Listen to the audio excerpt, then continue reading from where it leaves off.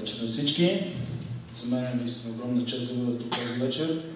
Дори съм се подготвил с тази черна папка, за да мога да ви респектирам. Благодаря за оказаната чест на Митко Ламбов, моя приятел. Ще ви прочита стихотворение от бъдещата ми книга, която ще излезе през 2077 година, за моя юбилей, когато ще стана на 100 години. Тя ще бъде третата поред.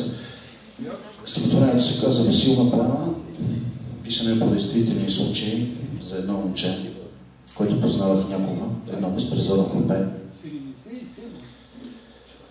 Не ги гледай, гадаш, не ги гледай. В очите ти безумно быстри пълзят на тласъци крадливите им трипави ръце. Окото е врата. Те няма да преминат. Не я отваря моето момче. Ти, онова хълпе с нарязаните устни, прибрал в пръчките си знакът на султан, 13 години и боли ме. С царя Самуил и всичките царе, и инфанти с отрязани криле. За книгата с уръфани гори, ти, който нямаш нищо, ми я подари. Адаш, при тетената днес бе спряла Волга и майка ми дойде, Адаш. И знаеш ли коя е майка ми за Бога? Не зная. Ти кажи, Адаш. Не ще повярваш, ли Иванова? Ръбова разбрала тези дни, че има син 1990-та. През зимата се раждаха дървета. Позор за безпризорните хлопета.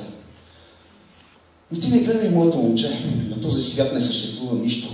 Момичета с копринени коси и устни от коралови въздишки.